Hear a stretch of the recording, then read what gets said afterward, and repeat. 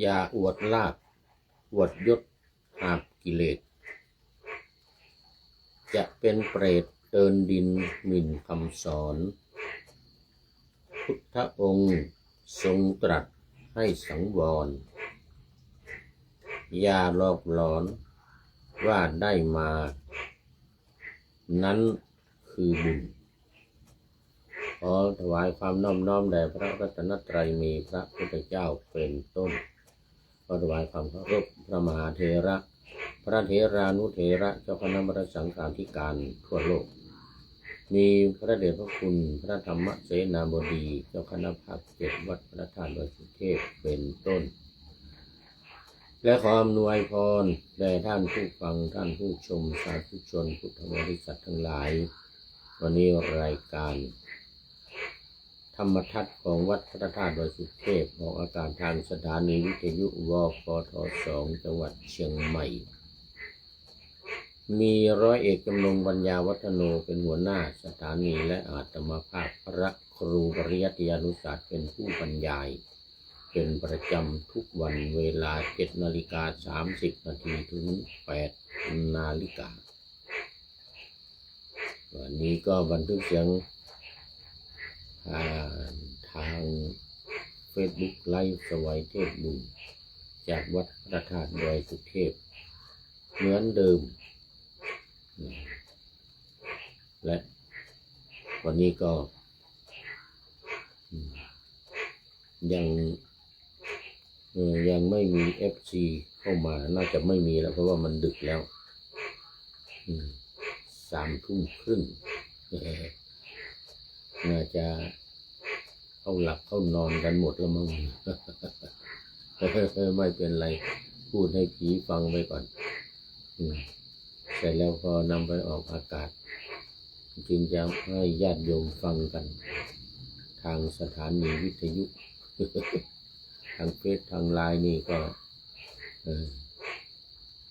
ว่าให้ผีฟังไปก่อน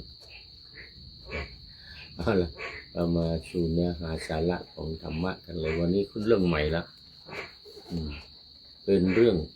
อุปการชีวกเนี่ยอันนี้ก็พระศาสดาทรงปรารภอาชีวกชื่ออุปกะในระหว่างทางตรัสพระธรรมเทศนานี้ว่าสัพพาภิภูเป็นต้นสัพพาภิภูเดี๋ยวธรรมะเราเอาไว้ในภายหลังตอนนี้เล่าเรื่องซะก่อน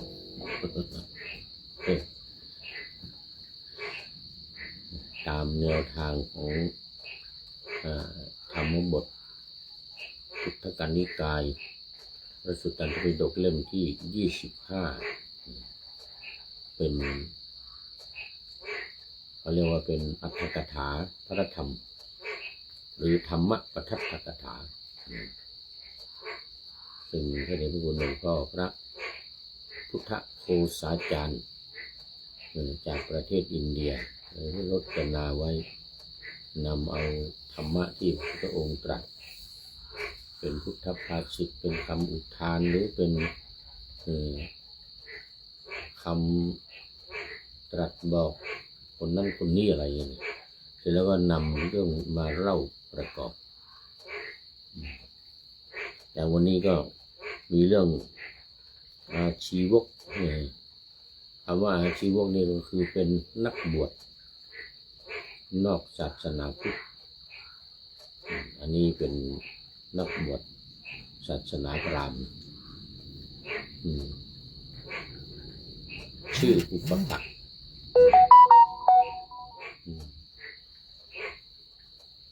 ชื่ออุปกะเรื่องก็คือว่าสมัยที่พระพุทธองค์ตรัสรู้ใหม่ๆแต่ก็ได้เสด็จพิจารณาพระธรรมที่พระองค์ได้ตรัสรู้นี่นะ49 วันก่อนหรือ7 สัปดาห์49 วันแต่เดี๋ยวหลังจากนั้นก็เสด็จ เดินทางเพื่อที่จะไปโปรดปัญจวัคคีย์เมืองพาราณสีจะไปแสดงธรรมจักรกับวัฒนสูตรธรรมเทศนาการแรกที่พระพุทธองค์จะทรงแสดงแก่ปัญจวัคคีย์ทั้งห้านั้นประทับเดินไปได้18 โยชน์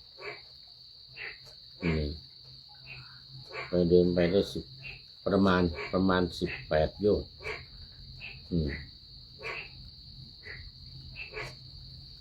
ก็ได้ทอดพระเนตรอาชีวกชื่ออุปกะในระหว่างทางฝ่ายอาชีวกนั้นเมื่อเห็นพระศาสดาแล้วก็ทูลถามว่าผู้มีอายุอินทรีย์ของท่านผ่องใสแลว่างั้นผิวพรรณก็บริสุทธิ์ผุดผ่องผู้มีอายุท่านบวชเฉพาะใครเป็นศาสดาของท่านหรือท่านชอบใจธรรมะของใครคำถาม3 อย่างนี้เป็นคำถามที่ฮิตมากสมัยนั้นในสมัยโบราณเนี่ยนะสมัยพระพุทธเจ้าหรือก่อนพระพุทธเจ้ามาก็จะทำขอไปวันนี้มันจะยกตาไม่ค่อยขึ้นแล้วจบรายการนี้คุณจะต้องเข้าพักผ่อน1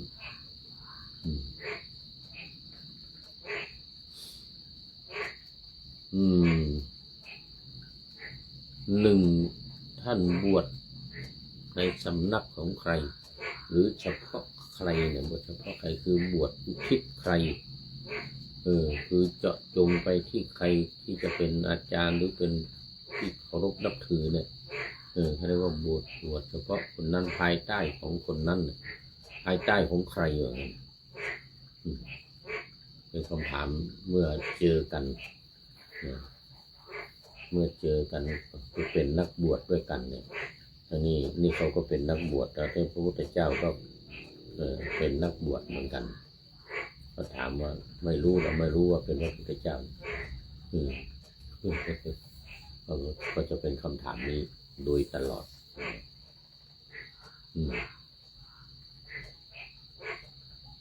หลังจากนั้นพระพุทธเจ้าก็ตรัสกับอาชีวกคนนี้เนี่ยนักบวชศาสนาพราหมณ์ลัทธิพราหมณ์เราไม่มีอุปัชฌาย์หรืออาจารย์อุปัชฌาโยวาอาจาริโยวานัตถิไม่มีอาจารย์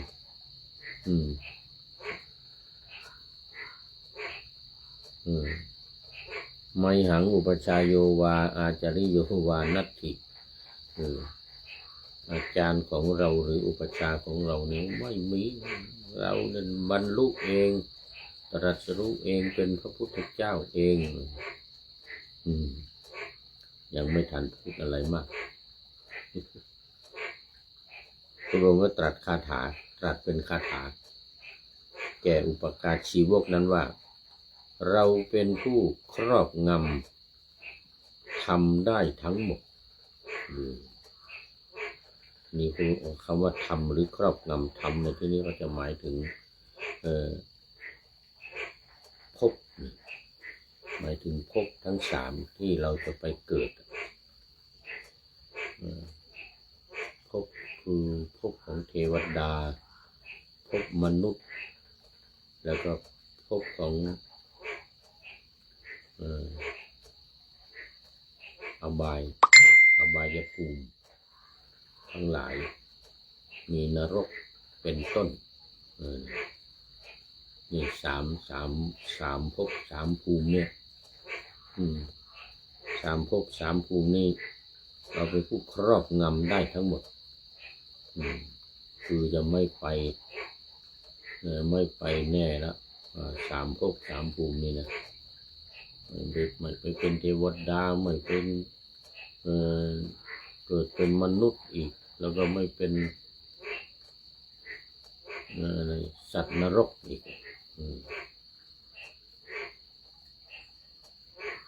นี่เราเป็นผู้ครอบงำธรรมทั้งหมดรู้ธรรมทุกอย่างธรรมที่รู้ทุกอย่างนี่ก็หมายถึงว่าภูมิสี่ภูมิสี่ก็อย่างที่ว่าเมื่อกี้เนี่ยเทวภูมิที่จะไปเป็นเทวดาเป็นอินเป็นพรหมเป็นพระพรหมพระอินทร์อะไรเงี้ยเทวภูมิแล้วก็มนุษย์สภูมิมนุษย์โลกคนเราทั้งหลายเสร็จแล้วเพิ่มเข้ามาอีกหนึ่งคือสัตว์เดรัจฉานภูมิของสัตว์ในช้างม้าวัวควายเป็ดไก่หมูหมาทั้งหลายเนี่ยนะก็เรียกว่าติรัจฉานภูมิของสัตว์เดรัจฉานต่อไปสุดท้ายที่สี่ก็เป็นนิระยะภูมิที่เป็นนรกภูมิที่ไม่เจริญมันเป็นเปรตเป็นอสุรกายเป็นวินิบาตสัตว์สัตว์นรกเนี่ยเรียกอบายภูมิอบายภูมิหรือนิระยะภูมิสี่อย่างที่พบภูมิที่ว่าครั้งแรกนั้นน่ะที่ครอบงำได้นั่นนะเป็นภูมิที่ไม่มีติรัจฉานภูมินะไม่มีสัตว์เดรัจฉานทั้งหลายไม่มีอันนี้มีสี่อย่างนี้มี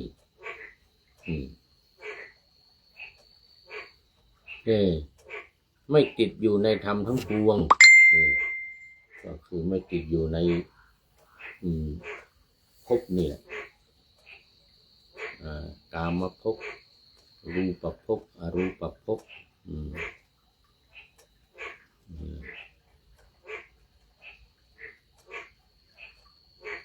นี่อันนี้จะหมายถึงกามภพที่สัตว์ที่เกี่ยวข้องอยู่กับกามคุณทั้งหลายมีรูปมีเสียงมีกลิ่นมีรสแล้วก็โผฏฐัพพะสิ่งของอะไรเนี่ยนี่ภูมิสามนี่นะทีนี้รูปภูมิก็หมายถึงฌานสี่เบื้องต้น1 2 3 4เรียกว่ารูปฌานเสร็จแล้วฌานสี่เบื้องปลายเรียกว่าอารูปฌานอากาศวิญญาณอากิญจัญญาเนวสัญญานาสัญญายตนะส่วนรูปภูมินี่ก็หมายถึงฌานที่1 2 3 4ที่1ประกอบด้วยวิตกวิจารที่2ประกอบด้วยปีติที่3ประกอบด้วยความสุขและที่4ประกอบด้วยเอกคตารมณ์เอกคตารมณ์เป็นอารมณ์ที่เป็นหนึ่งขณะที่นั่งทำสมาธิฌานสี่อย่างเนี่ยเรียกว่าเป็นรูปฌานรูปภูมิภูมิคือรูปฌานที่มีรูปส่วนอรูปภูมินั่นก็หมายถึงฌานสี่เบื้องปลายเบื้องบนคือ5 6 7 8อากาศวิญญาณอากิญจัญญาเนวสัญญานาสัญญายตนะสี่อย่างนี้เป็นภูมิของสามภูมิ3อย่างนี้เป็นภูมิที่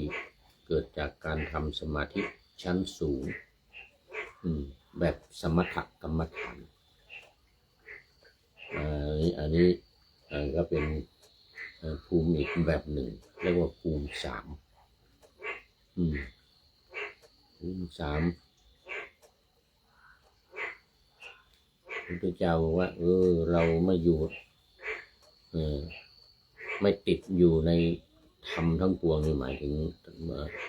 ภพทั้งสามเนี่ยนี่ละทำได้ทุกอย่างนี่ก็เหมือนกัน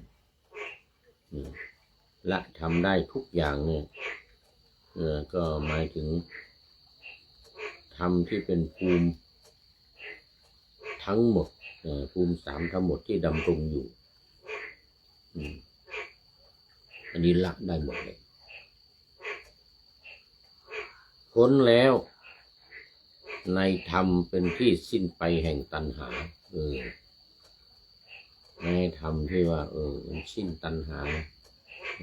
กามตัณหาภวตัณหาและวิภวตัณหาเนี่ยสิ้นหมดแล้ว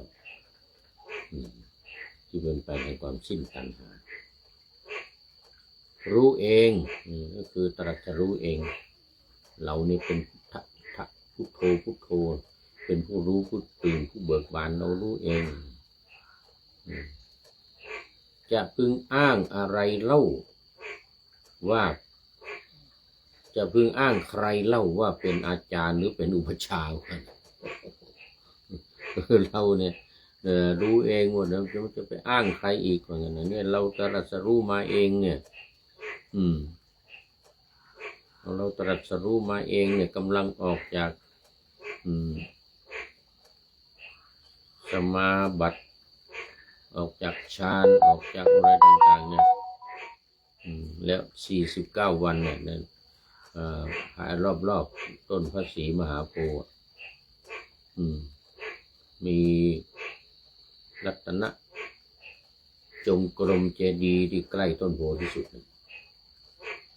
ในบริเวณต้นโพนี่ก็อยู่7 วันเรียกว่าโพธิมันดลังโพธิมณฑลอยู่7 วันรัตนะจงกรมนั่นห่างออกมาที่ประทับเดินจงกรมของพระพุทธเจ้าเขาเรียกว่ารัตนะจงกรมเจดีย์แล้วก็รัตนะคระเจดีย์อยู่ที่คล้ายๆว่าเป็นเรือนว่าง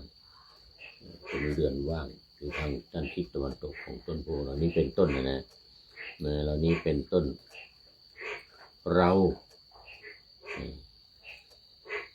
ไม่ติดอีกแล้วไม่อยู่อีกแล้ว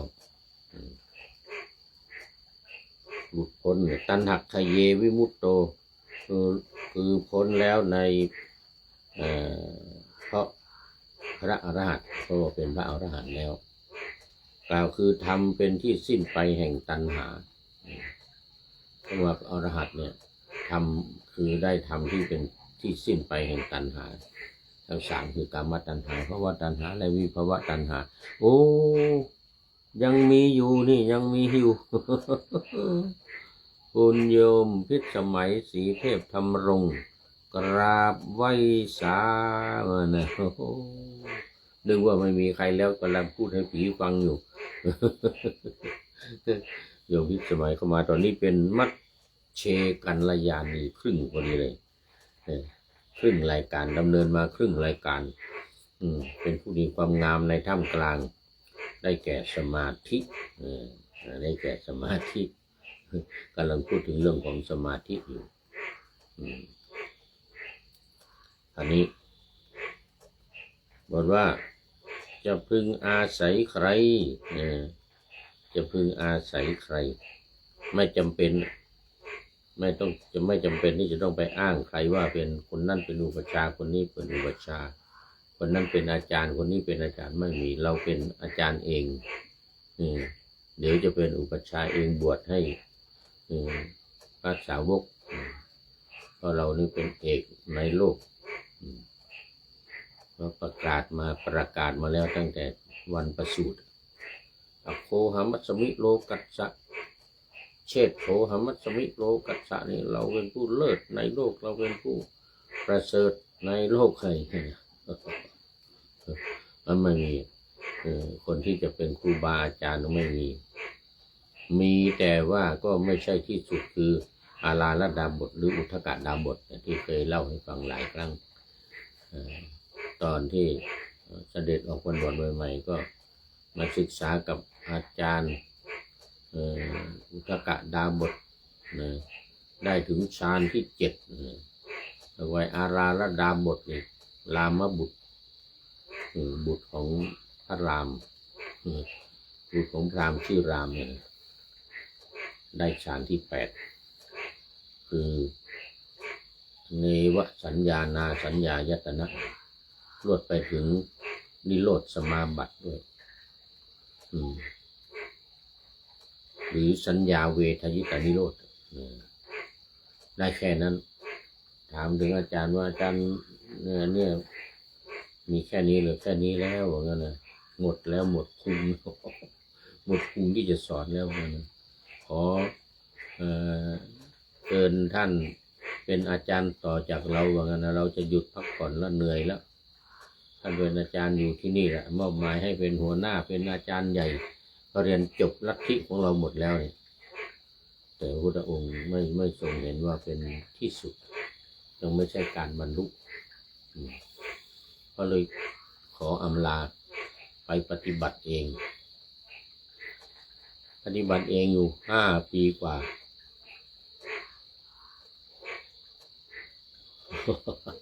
โยมวิทย์สมัยง่วงแล้ว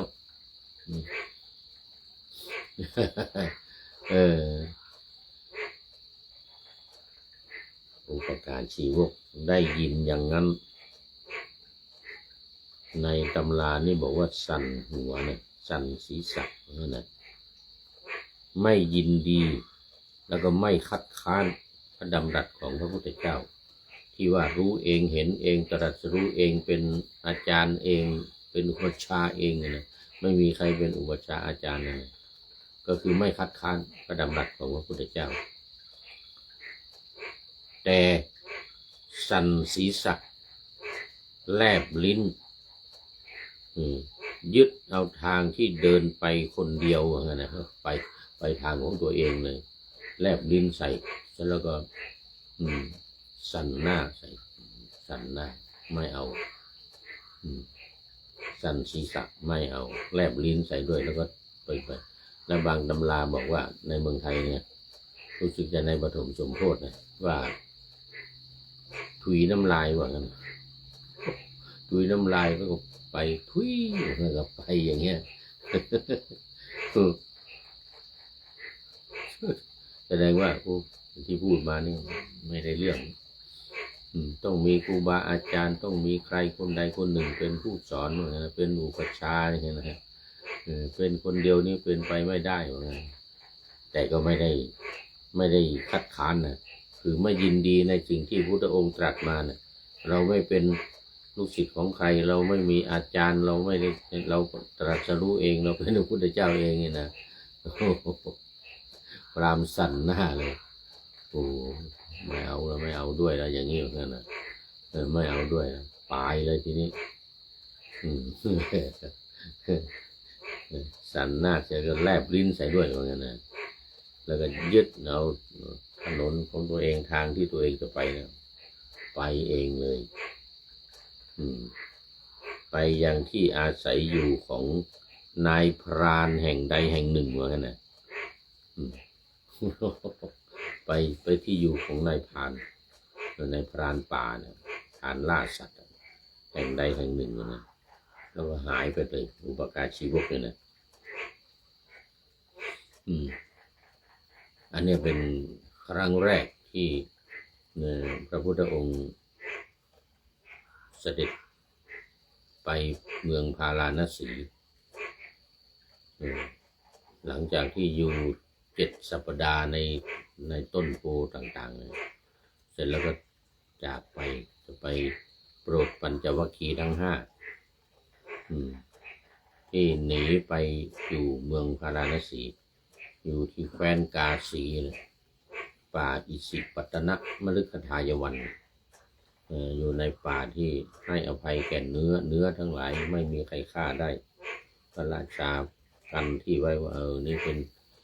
ที่ให้อภัยแก่เนื้อนะใครจะมาฆ่าเนื้อฆ่าสัตว์แม้แต่นกตัวหนึ่งก็ยิงไม่ได้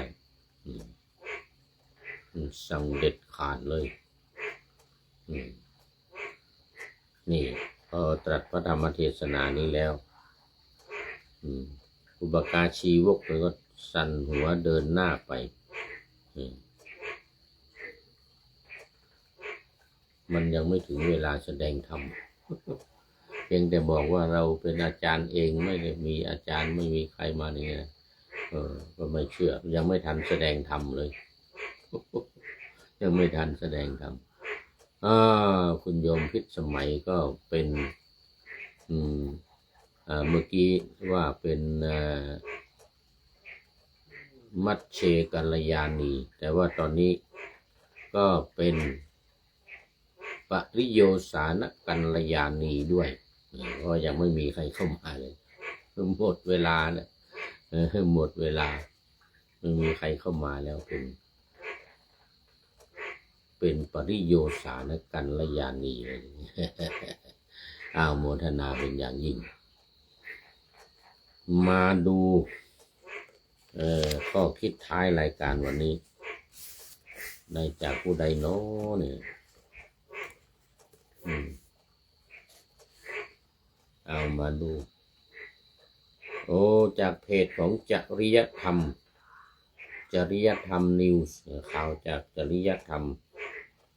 ท็อปนิวส์ไทยท็อปนิวส์ไทยคือข่าว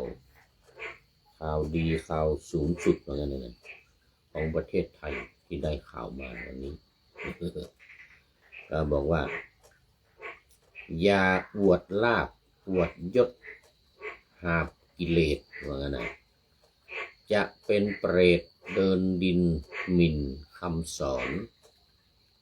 พุทธองค์ทรงตรัสให้สังวรคือสำรวมนะอย่าหลอกหลอนว่าได้มานั่นคือบุญจะบอกว่านั่นคือบุญของเราเช่นอย่างใน2-3 วันผ่านมานี้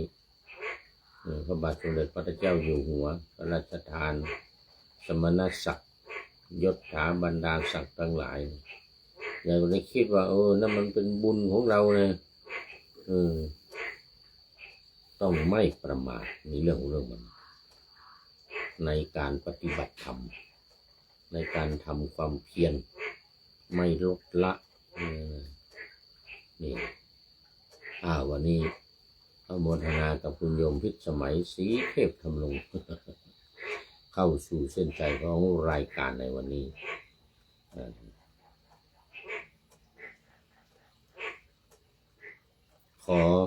เดี๋ยวนี้รายการอะไรธรรมทัศน์ขอนำรายการธรรมทัศน์ไปก่อนแล้วจะย้อนมาใหม่ในวันหลังเพื่อให้ท่านทั้งหลายได้รับฟังพระธรรมเทศนาเหมือนดังเดิมเป็นธรรมะในพระไตรปิฎก3ธรรมบทอันงดงามบรรยายเสริมอธิบายใจความเหมาะมาต่อเติมยกนิทานดั้งเดิมเสริมบทธรรมขอทุกท่านสุขกายสบายใจปรารถนาสิ่งใดอันเลิศล้ำจงเพิ่มพูนตามบุญงามและตามกรรมที่ได้บำเพ็ญไว้ทุกประการขอเจริญพร